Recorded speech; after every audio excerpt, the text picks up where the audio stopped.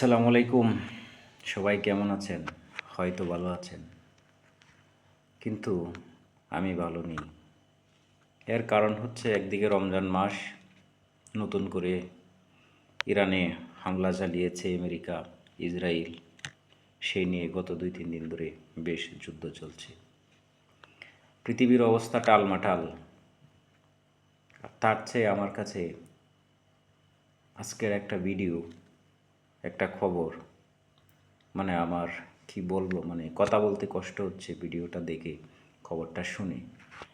একটা বাচ্চা মেয়েকে একটা বয়স্ক লোক কত সুন্দর করে, মেয়েটা তার হাত ধরে এগিয়ে যাচ্ছে, কত না ভরসা হেসে গেলে যাচ্ছে। আর তার কিছুক্ষণ পর সেই মেয়েটা জঙ্গল থেকে গলা কাটা অবস্থায় বের হয়ে মানুষের সাহায্য যাচ্ছে। আপনি একবার কল্পনা করুন যে আপনার একটা ছোট্ট মেয়ে আছে, 5-6 বছরের। কত যত্ন, কত স্বপ্ন নিয়ে মানুষ একটা সন্তান লালন পালন করে। আর সেই মেয়েটা একটা জঙ্গলে একা গলা কাটা অবস্থায় মানুষের সাহায্য চাচ্ছে। কি বলবো, মানুষের বিবেক, মানুষ যে আসলে পশুর চেয়ে হিংস্র। এই মেয়েটা কার শত্রু হতে পারে?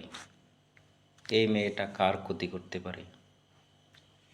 ইসরায়েল, আমেরিকা মিলে ইরান আক্রমণ করেছে, তার বিনিময়ে ইরান বিভিন্ন জায়গায় আক্রমণ করছে। এটা খুবই সহজাত জিনিস। কিন্তু এই মেয়েটা কোথায় আক্রমণ করেছিল? কার কি ক্ষতি করেছিল? এভাবে একজন সুস্থ স্বাভাবিক মানুষ কতটা পাষণ্ড, কতটা নির্মম হতে পারে।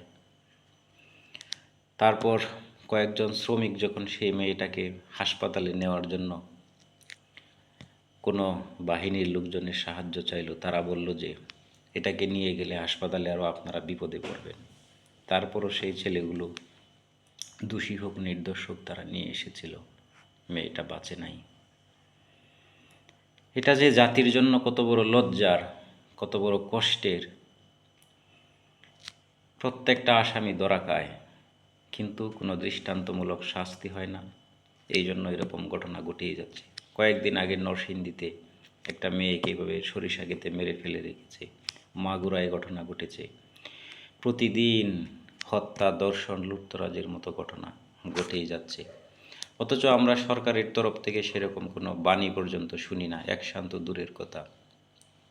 পুলিশ আসামি ধরছে, এরপর প্রচলিত নিয়মে মাসের পর মাস সেই বিচার চলবে।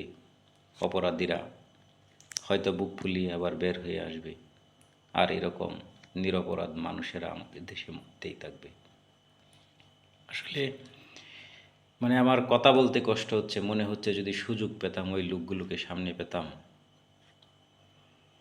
আল্লাহ এই মেয়ের বাবা মায়ের ধৈর্য ধরার তৌফিক দান করুক।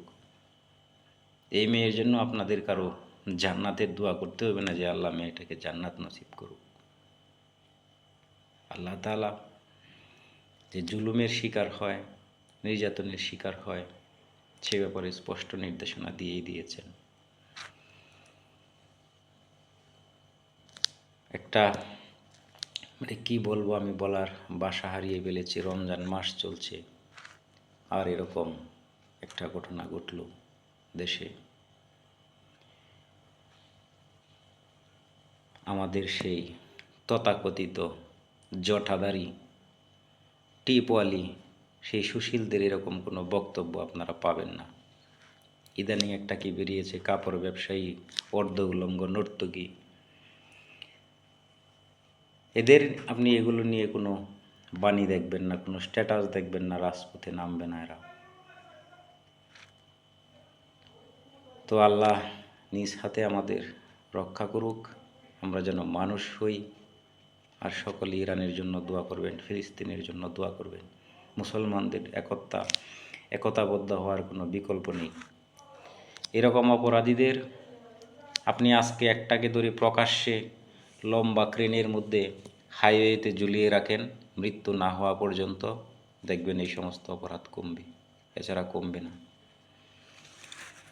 আল্লাহ আমাদের মাফ করো, আমরা এই মেয়েটার জন্য কিছু করতে পারিনি।